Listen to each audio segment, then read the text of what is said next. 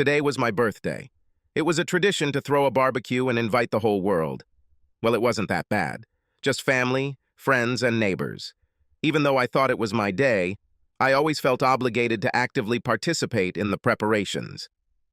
Do you want to receive a birthday present right now or wait until the evening? Shower warm and ready, Darla chuckled. The nightgown had disappeared and she was playing coy. See you in the evening, little lady. Right now, I'll go downstairs and help the boys.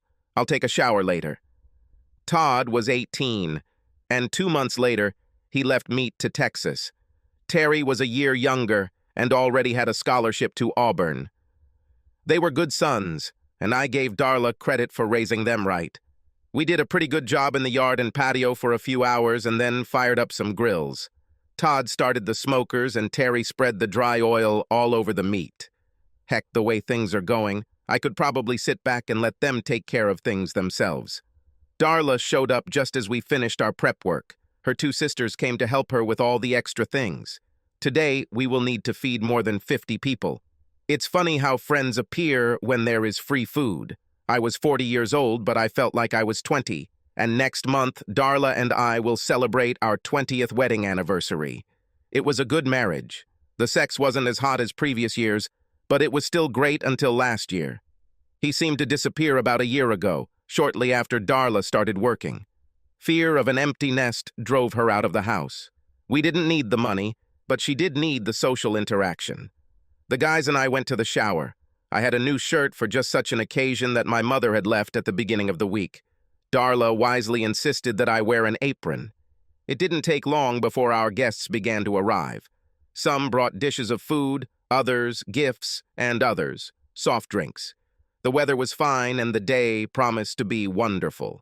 Darla looked gorgeous and, as always, was the perfect hostess.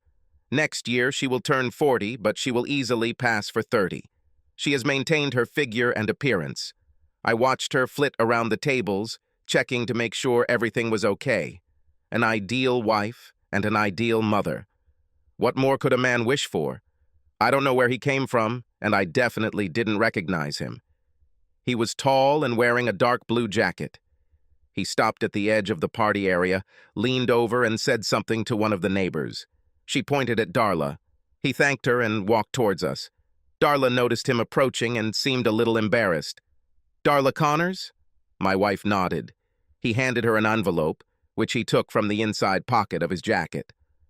"Darla Connors, you have been served with a notice. That's all." He turned and left as quietly as he had appeared.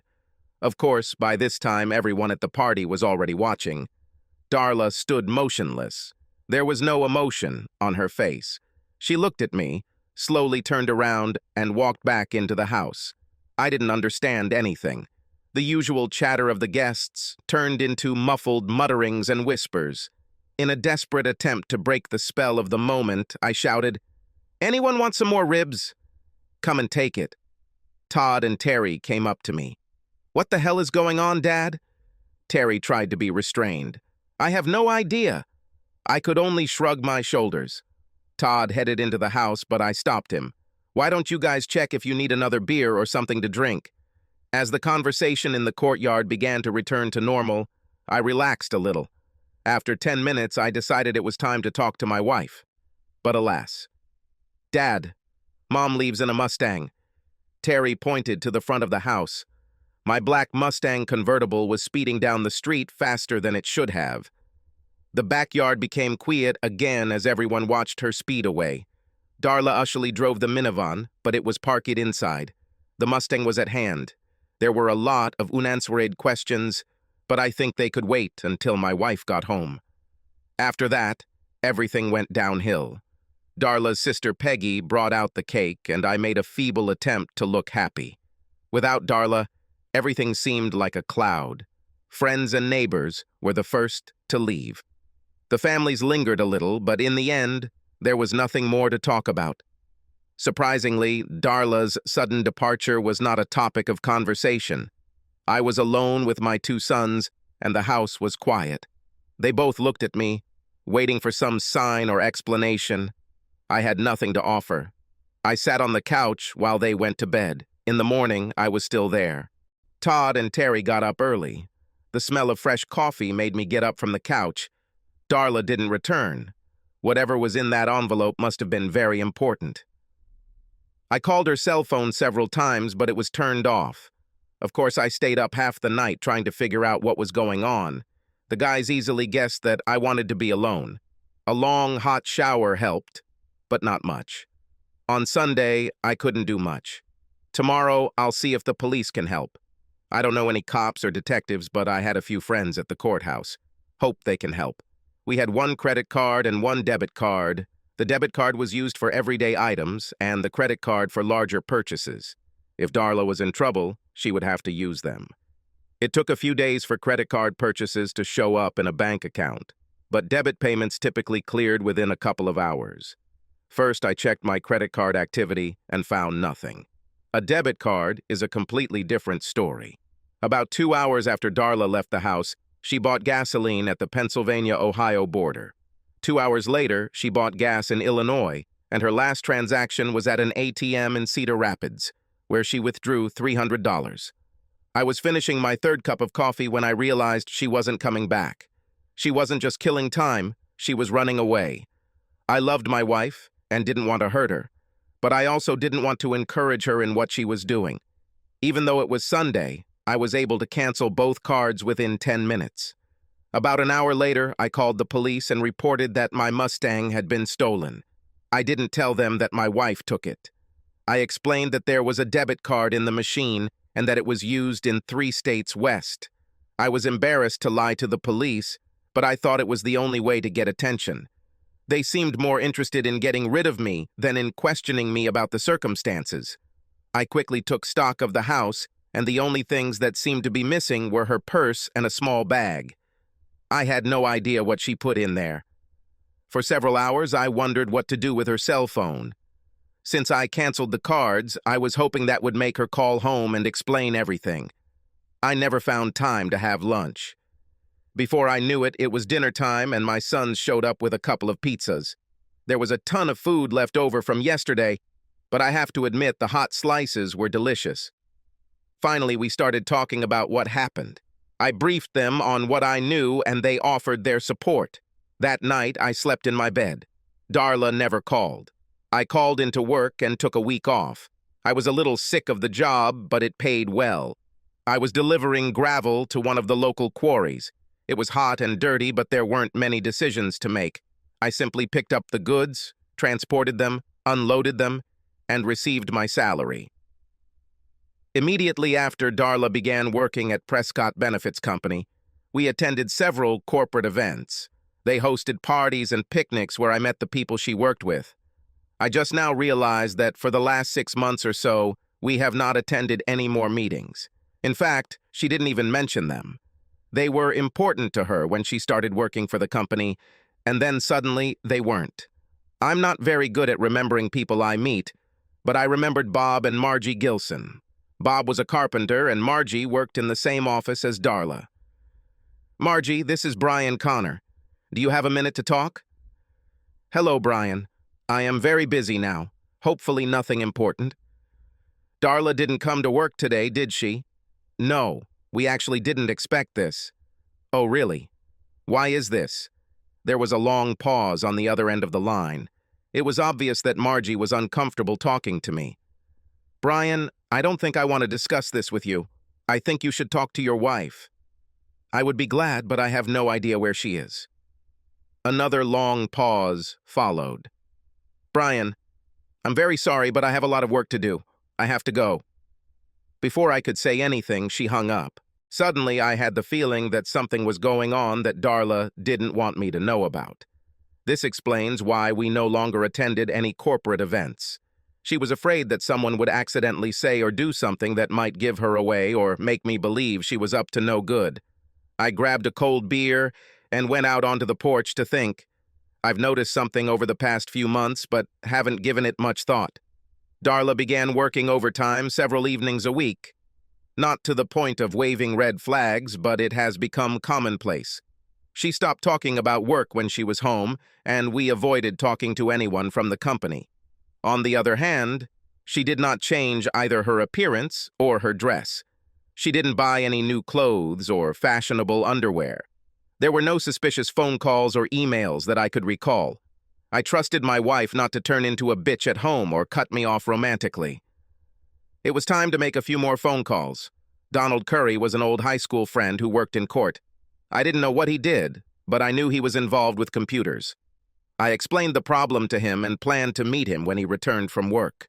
Before leaving the house, I called the construction company and learned that Bob Gilson was working at an apartment complex nearby. I planned to meet him right after lunch. When I arrived, the team was at lunch. Bob smiled and walked over to the car. He seemed much friendlier than Margie. "Brian, I'm glad to see you. I assume you want to talk about Darla." "Bob, I talked to Margie this morning and she refused to tell me what was going on. You have to let me know man to man without any nonsense." I liked Bob because he was a blue-collar guy like me, but if he tried to fool me, I would be angry. Brian, I usually shut Margie off when she starts gossiping about work, but here's what I know. Darla has been busy with a married guy in the office for almost 6 months now. They tried to keep it a secret, but it became common knowledge in the blink of an eye. Margie stopped talking to Darla when she found out, like many other girls.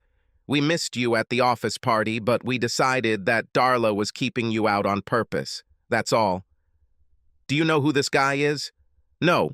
I don't pay attention as much as I should. I can find out." "Don't worry about it, Bob. I'll sort it out." That pretty much sums it up for me. There were no misunderstandings. It was just a stupid husband who had no idea what was going on in his own home. 10 minutes later, I canceled her cell phone. Now she couldn't call home. I was already returning home when they called me on my cell phone. Cedar Rapids police found the Mustang parked in the bus station parking lot. It was towed to the impound lot, and I could pick it up at any time for $300. I stopped by the police station and was given a printout of the report. The only conclusion I could draw was that Darla left the car and took the bus. I had no way of knowing where she was going, but I assumed it was westerly. I didn't even know she had friends in the area.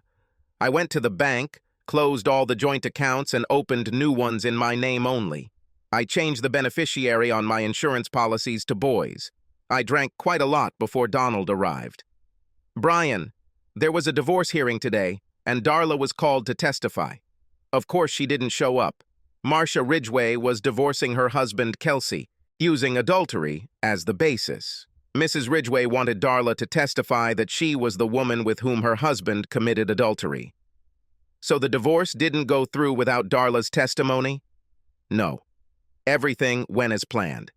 It appears that Mrs. Ridgway had photographs, videos, and taped phone calls that supported her claim. She didn't really need Darla's confession. I think she only called her to embarrass her. Looks like it worked. What is Darla's situation now? Nobody cares about this now. There's nothing new she can contribute, and it doesn't matter." Kelsey Ridgway more or less confessed after his wife's lawyer presented all the evidence. The judge granted the divorce claim on the spot. It becomes final after 6 months. He will receive large alimony payments to his wife and children. Does he have children? 3, all under 10 years old. He will pay for this mistake for a long time. Donald and I talked a little. I thanked him for his help and asked the bartender for coffee. I drank a little more than I should have, but still managed to get home without killing myself or anyone else. It was stupid under the circumstances. I wrapped 6 ribs in foil and popped them in the oven while I showered. Todd and Terry returned home and headed straight for the pork. Todd was delighted with the Mustang situation. After 20 minutes, after some discussion, I finally agreed to let both boys take the bus to Cedar Rapids and drive the car home. I gave them $600 to cover expenses. Terry scribbled a note on the computer giving me permission to pick up the car and take it home. He seemed to know what he was doing, so I kept my mouth shut and signed. The next morning, we all had breakfast at IHOP and I dropped them off at the bus station. I chuckled slightly as they boarded. They had no idea what it was like to spend 2 days on a Greyhound. It was a great life lesson. I called the Cedar Rapids Police Department to have them there. They promised that there would be no problems. There was one more thing I had to take care of. Don't waste a lot of time to figure out where Kelsey Ridgway's office is. Seeing me, Margie immediately reached for the phone, but it was already too late. I didn't introduce myself, but simply started hitting him on the head and shoulders. He made several feeble attempts to defend himself, but ended up lying behind his desk on the floor. I kicked him in the gonads several times before the guards pulled me back. It turned into a bloody mess, and I felt much better. After this, events developed quickly. Before I knew it, I found myself in the police station, in front of a judge, and on my way to the county jail. There was no trial, just the judge and me. I got 60 days and I didn't care. At the first opportunity, I called the guys to bring them up to date. I could have sworn I heard Terry laughing on the phone. The house could be left empty for several days. Well, things weren't exactly like they show on TV. I mean, it wasn't a walk in the park, but I didn't feel like my life was on the line or that I was going to be raped at any moment. They were basically a bunch of nasty farts who couldn't play well with others and a bunch of stupid kids. Children and farts hardly communicated. A separate chamber was out of the question. I ended up sharing a cell with a 300-pound gorilla named Jocko, who beat his wife when he caught her in bed with his brother. I didn't know what happened to my brother. Jocko and I got along great. I, of course, took the top bunk. The food in the cafeteria was heavier than I liked, and Jocko was more than willing to help me with what I didn't want to eat. Other than the fact that he farted more than any other man on the staff, he was the perfect roommate. 3 days later, Terry and Todd paid me a visit. The car restoration trip went well, but they weren't expecting any bus trips in the near future. They didn't have any information about Kelsey or her mother. They brought me 2 packs of cigarettes even though I don't smoke. Todd said he thought they were valuable for trading. He's seen too many movies. Jocko, however, was overjoyed when I gave them to him. He said he needed to smoke to lose weight. I had no problem leaving the boys in the house alone. Todd went to school a week before I got out of prison. He got into the minibus and left the Jeep with Terry. Terry and I celebrated my homecoming by going to Red Lobster. He was excited to start his senior year of high school. Unfortunately, he had to go through this without me. I had other plans. Margie couldn't believe her eyes when I walked past her desk the next morning. I winked at her and headed back to Kelsey's office. 3 hours later, I was on the bus again to the county jail, this time for 6 months. Terry thought it was funny and immediately called his brother in College Station. Jocko welcomed me with open arms. I handled Kelsey better this time. I even feel like I broke something. Of course, I never received any feedback, so I can't know for sure. I was fired from my job, a big surprise. There was enough money stashed away to pay for the house and cover living expenses.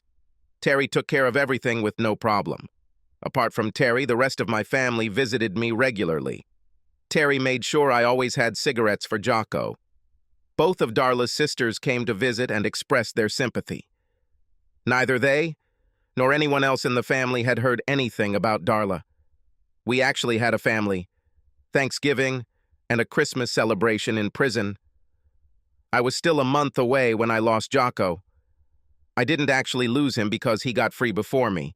His wife and brother moved to Florida, and he had no idea what he would do. Terry thought it would be great to have Jocko as a guest until he got settled. He offered him a job at a tree trimming company, but Jocko decided to move to the south, where it was warmer. I think of Florida. The night before Jocko left, Kelsey Ridgway was found beaten to a pulp in a downtown alley. He told police he was attacked by a monkey. I thought it was funny because I had a solid alibi. After being released, I decided I'd had enough of Kelsey's flesh. He didn't actually work in the area anymore, and I didn't want to look for him. I took a course to learn how to operate big rigs. It wasn't much more difficult than the dump trucks I was used to. I had a few months to kill before Terry got into Auburn, so I spent time renovating the house. I wanted to sell it, but it was in Darla's and my name, and I didn't want the hassle. No one has heard a word from Darla since she ran away. Terry took the Mustang to Alabama because it was a chick magnet. I found a couple who were willing to buy a house with a cloud over it. I wasn't sure what that meant, but they got a good discount on the price. Their lawyer assured them that Darla's signature was not needed, and I was not going to argue with him. I just wanted to come out of it, free and clear. I used the down payment to buy a sleeper rig. Before I knew it, I was already on the road and free. I never bothered to file for divorce from Darla because I never saw the need for it. I had no interest in getting married again. You don't meet many interesting women in prison, and Jocko rejected me as an alternative. Apparently, Darla wasn't planning on divorcing me either, because I didn't get any surprise in the mail. I didn't have any problems getting a job. I wasn't desperate for money, so I could be a little picky in my searches. It didn't take me long to learn the tricks of the trade, and I really enjoyed my new life. Things got interesting while I was delivering a load of farm equipment to South Dakota. It was June, so there were no problems with the weather. I dropped the load and headed south, about 5 miles off Highway 90, when I stopped at the Belly Up Diner. I just told the waitress to bring my homemade favorite and coffee. 3 large TVs were showing 3 different programs that no one was actually watching. The one closest to me showed mostly political advertisements, and one of them caught my attention. John Hemingway ran for the U.S. House of Representatives. He was handsome and seemed to have a silver tongue. Next to him, dressed like Jackie Kennedy with a big smile on her face, stood his new wife, Darla, my Darla. My thoughts were broken when the largest bowl of hash I had ever seen plopped down in front of me. That's it, big boy. Do you need anything else? Who is this woman standing next to the clever talker? Waitress Betsy snorted slightly. This is Hemingway's new candy. He needed a wife to run for president. There were rumors that he wasn't straight, if you know what I mean. I started dumping Tabasco onto the hash pile. She looks a little old to be a sweetie. I think. You can't be too picky when you're in a hurry. She's pretty, though, and I think older women make better lovers, don't they? Darla looked really good. Her blonde hair was now brown and looked like it had been styled at a fancy salon. Her makeup was flawless, and her dress fit her like a glove. It wasn't really a dress, more like a tailored suit. I looked up from the TV and noticed that the waitress had gone back to work. The hash was great, and it was easy to see why the parking lot was full. My coffee cup was filled twice before I put the plate away. The pie looked good, but I didn't have any room left. Betsy took my empty plate and placed the check in front of me. Will he win the elections? He has a lot of money behind him from powerful people in Sioux Falls. No one here wants anything to do with him, but we don't have the votes or the money to stop him. I smiled as I pulled out the money clip. You know something, don't you? Are you sure they got married? Yeah. They actually did it on TV, like it was a reality show or something. But no honeymoon. They said they were waiting until he took office. I smiled as I dropped the 10 on the counter. I'm not looking for trouble, and I don't stick my nose where it shouldn't. However, I would like to ask you a favor. Which one? Can I sleep for a couple of hours here in the yard before I get on the highway? No problem. I nodded in gratitude and left. Betsy watched from the window as I climbed into the car. I was just beginning to enjoy some well-deserved sleep when there was a knock on the door. I didn't pay attention to it for a few moments, but it didn't stop.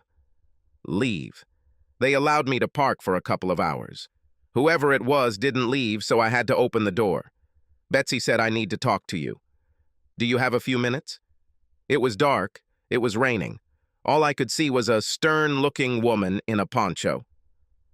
I didn't break any laws. Leave me alone. Just give me 10 minutes. She looked and sounded determined. Sorry, lady. I am not interested. Go call one of the other guys. I'm not a girl of easy virtue, damn it. I need to talk to you about Hemingway. Meet me inside in 10 minutes. That seemed to calm her down. As she closed the door, she smiled slightly. Maybe it would have been better to just let her climb into the car, even though she was soaking wet. As I pulled out my raincoat, I looked at my watch. I only managed to sleep 3 hours. There was still a decent crowd in the restaurant. She was sitting in a booth by the window with 2 cups of coffee. Her hair was straight, shiny, black, with a small white streak on one side. In fact, she was nowhere near a girl. She was at least 35, maybe 40. The whole look was round, with high cheekbones and no makeup. I extended my hand and sat down. Brian Connors, Sally Wilmot. Do you want something to eat? No, thank you, I ate 3 hours ago. She responded with a polite smile. Betsy said you might know something about Darla Hemingway. I wanted to talk to you before you left. What the hell is so important about Darla Hemingway? My brother Franklin is running against him in the election. Franklin represents the people in the area, farmers, ranchers, and Native Americans. Hemingway is supported by Sioux Falls businessmen. We're not anti-business, but we don't feel the locals will get fair treatment if Hemingway is elected. Okay, but I still don't understand what his wife has to do with all this. We don't know either. All we know is that something is wrong. Our election commission tried to check her background, but found nothing. His campaign people have not released any information about her. This may not be a big deal, but we're getting desperate. And Betsy said maybe you know something. I guess I better not become a professional poker player if the waitress can read me so easily. She leaned back in her chair. She was right. You really know something. Will you tell me, or will I have to beat it out of you? I finished my coffee and grinned. I found her choice of words funny. It was actually just funny. I waved my empty cup at Betsy and leaned forward.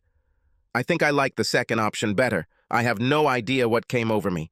It was not in my nature to be clever or resort to hints. Probably because I liked her behavior. She was self-confident and straightforward. I had the feeling that she always knew what she wanted and knew how to get it. Betsy refilled her coffee, and Sally Wilmot stared at me.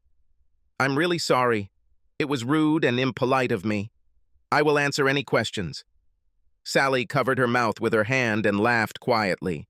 It's okay, Mr. Connors. I'm not that sensitive, and I thought your response was cute. I shouldn't have asked this question the way I did. Oh, good. This means that the second option is still open. No, damn it. How do you know Darla Hemingway? She is my wife. We have been married for over 20 years and have never divorced. I haven't seen her in years, but unless she got divorced somewhere I don't know about, we're still married. Sally seemed at a loss for words. She didn't say anything at all. She just sat and looked at me. What was her maiden name when she got married? She paused for a few seconds before speaking. Oh my God. Her maiden name was Connors. The bitch didn't even try to hide it. Woo-hoo! Of course, Betsy came running, and all the heads in the room turned to us. I was a little embarrassed by the attention, but Sally seemed delighted. Sally jumped up and kissed Betsy right on the lips. She walked across the foyer and took out her cell phone. Betsy blushed slightly and leaned towards me. What the hell did you tell her? I haven't seen her this excited in 5 years. The smartass that had been hidden in me for years began to emerge. I looked at Betsy and said, I told her that you and I are going to get married. She immediately realized it was a joke, and I was rewarded with a blow to the arm. So will you tell me? No, let Sally tell it herself. I'm going to go back to my setup and see if I can get back to work. Nice to meet you, Betsy. The rain stopped, but I never made it to the rig. Sally grabbed my hand before I was halfway there. You can't leave yet. You should talk to Franklin. It won't take long, just a few minutes. I would really like to give it all up. Now I regret saying something. How long will it take him to get here? He's going to meet us at my place. Do you want to come with me, or will you go in your truck? I'll follow you. The Jeep van Sally was driving was 10 years old, maybe older. After a couple of miles of crushed rock, we found ourselves on a worn gravel road leading to an equally worn trailer. Someone was there because the room was well lit. There was no lawn, only gravel, and not much at that. I tried to stay away from the dirt, but it was difficult. There were no other cars nearby, so I assumed Franklin was on his way. Just outside the trailer door was a place for wet coats and boots. This seemed like a good idea, especially since there were already a lot of coats and boots there. It was an interesting layout, mainly because it felt more like a classroom than a living room. Instead of end tables, there were desks. There were computers instead of desk lamps, and 3 teenagers were looking right at me. Hi, guys. This is Brian. He's here to help Uncle Franklin. Sally went straight to the kitchen and started making coffee. Instead of saying hello, I nodded slightly to my audience. Under the circumstances, I felt a little awkward. I looked around the room but saw nothing to indicate the presence of Mr. Wilmot. Having 2 sons, it was easy for me to notice that the boys were close in age. I assumed they were 16, 17, and 18.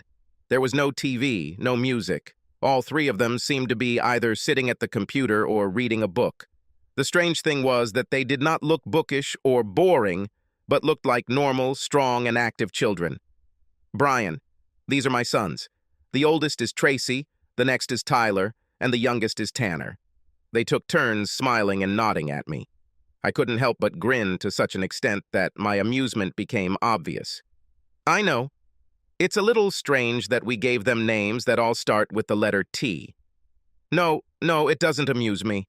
I just have two sons, Todd and Terry. I thought it was a damn strange coincidence. Tyler spoke first. Where are your sons? The question earned him a stern look from his mother, which he seemed to ignore. Todd works at the University of Texas, and Terry works at Auburn. This simple statement lit up the entire room.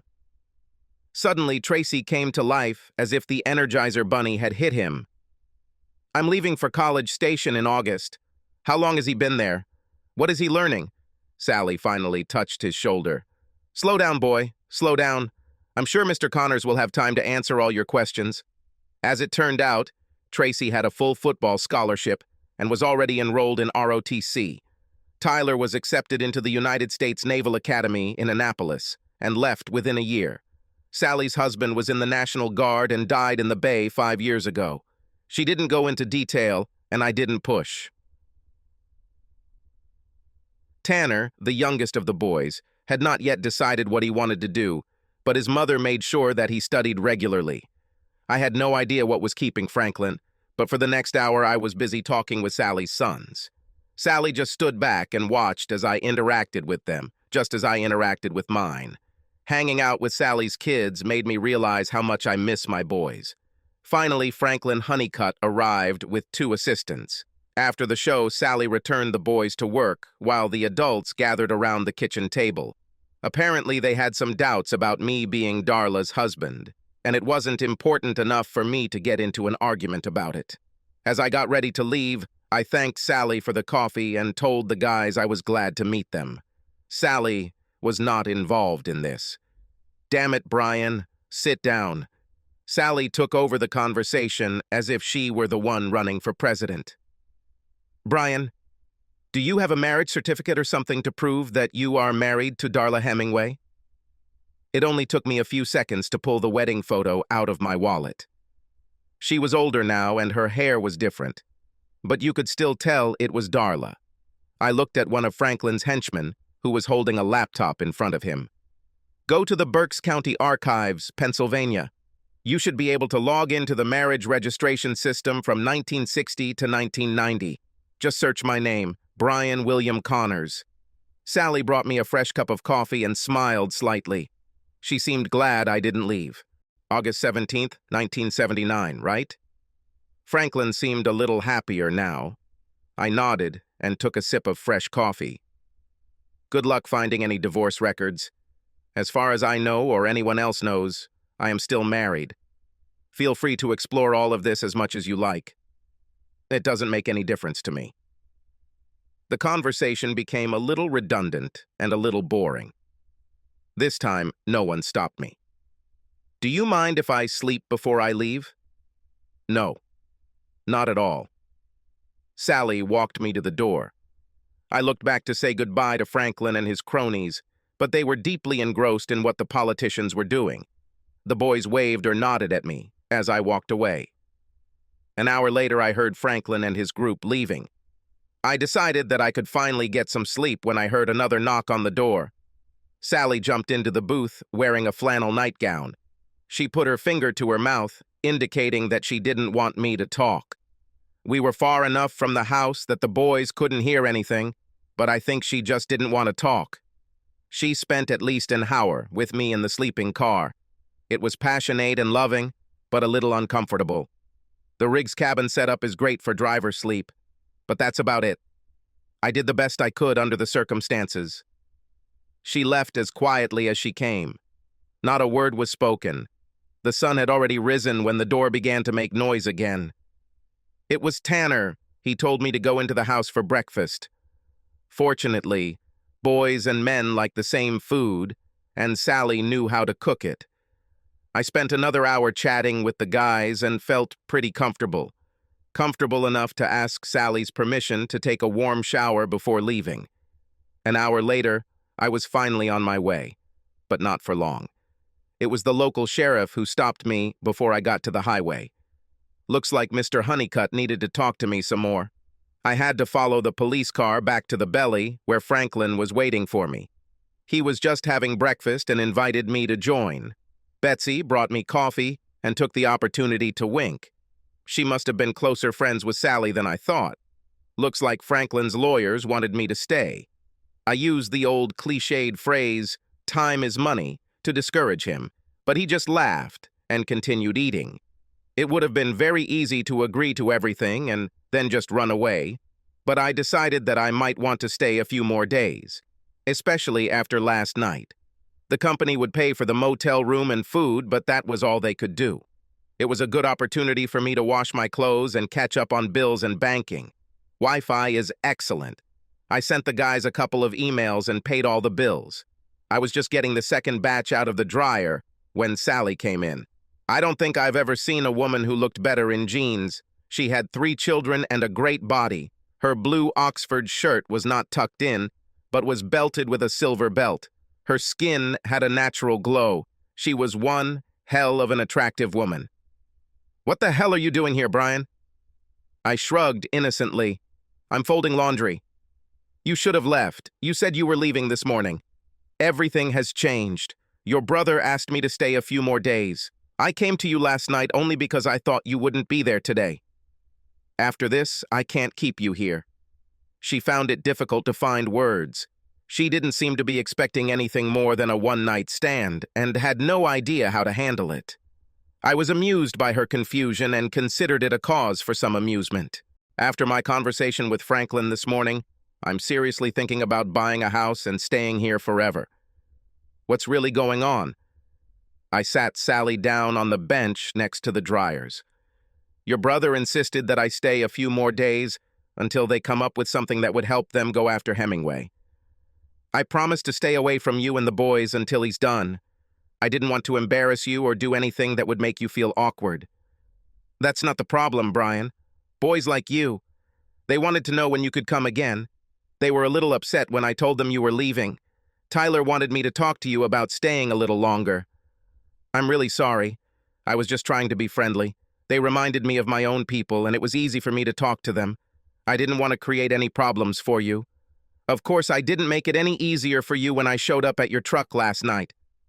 You definitely made things complicated. This hint caused a poke in the hand and a smile.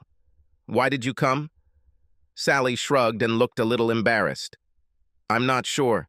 5 years have passed since my husband died. 5 years without any comfort or passion. It just seemed like a great opportunity, especially since you were supposed to be leaving today. She started getting angry at me again.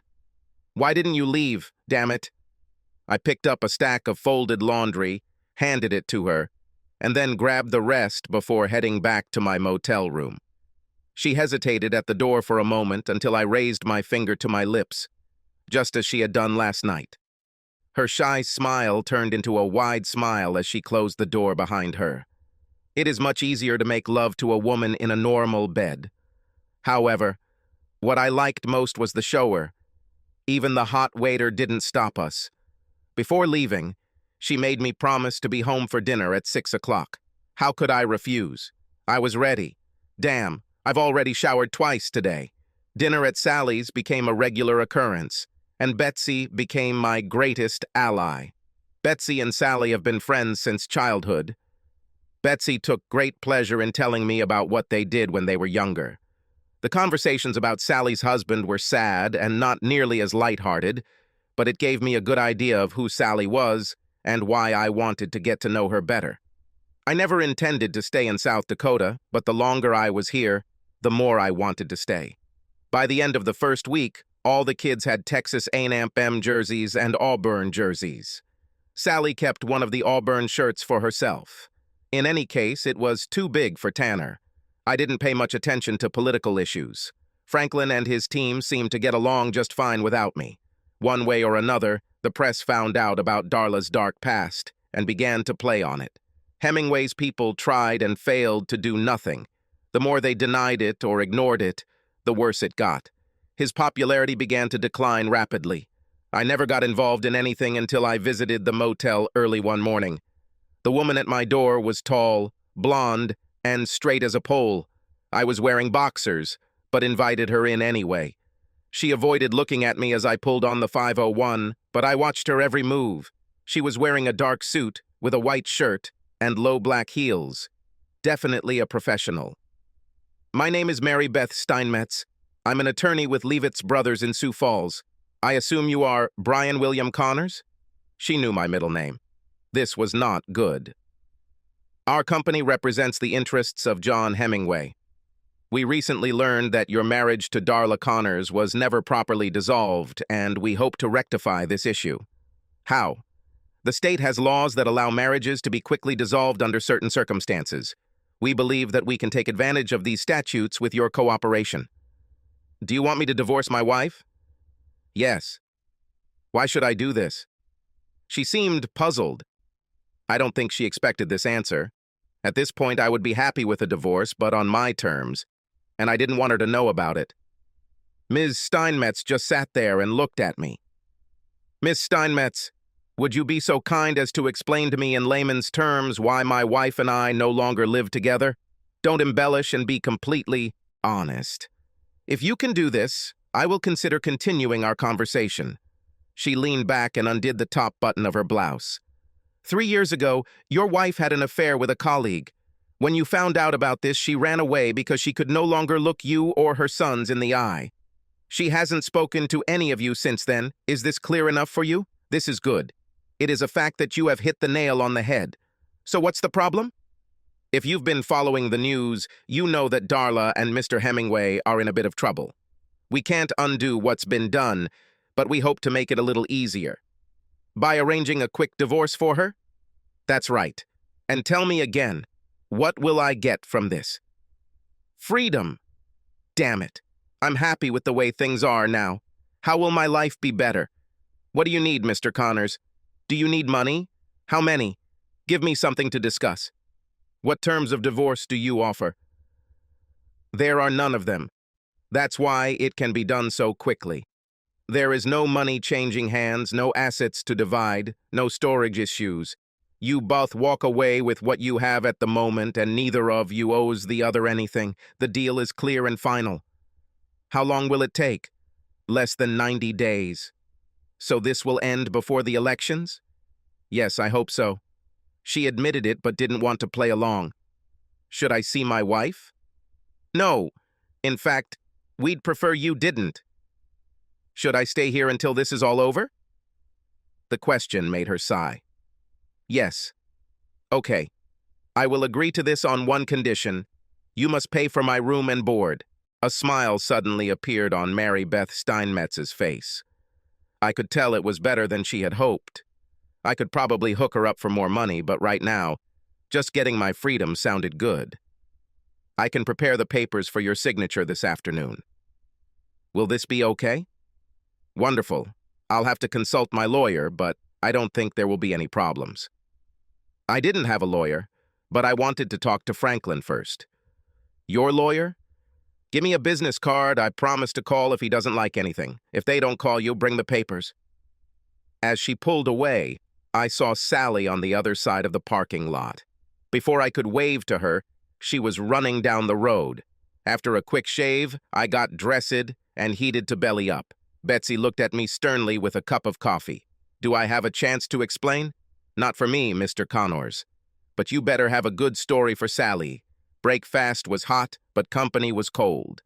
I finished as quickly as I could and called Franklin. He was out of town, but we managed to talk for about 20 minutes. He was delighted with the whole situation and told me to agree, but made sure I had copies of all the documents. He spoke as if he was in control of the situation, no matter which way it turned. I asked him to call Sally. Sally parked right outside the door to my room. She got out of the Jeep as I pulled up and looked a little embarrassed. It was easy to see from the look on her face that Franklin was calling her. For the next 2 hours, she apologized to me in every possible way. Sometimes feeling guilty is good and pleasant. She had already left when Miss Steinmetz returned with the papers for me to sign. For some reason, she also made me accept a check for $10,000. Hemingway's campaign continued to go downhill, but my divorce petition made its way through the legal system. Tracy was in College Station and now had a friend looking out for him. I got officially divorced just before the election. Franklin won and promised to repay me for my help. I told him that I would allow it if he gave me a sister. Things weren't going well for Darla. After the election, someone decided to accuse her of bigamy anyway. Before they could do anything, she simply disappeared. She was good at it. I didn't see or talk to her. I sold the truck and bought a house and a small gravel pit near Huron. Sally and I got married on Christmas Day, and all 5 of my T-boys were there. Betsy moved into double-wide and promised to take good care of him. The ultrasound showed that we were having a girl. Does anyone know any good girl names that start with the letter T? Subscribe to our channel so that your second chaff doesn't cheat on you, and go ahead and listen to the next story, because this story is nothing compared to the next one.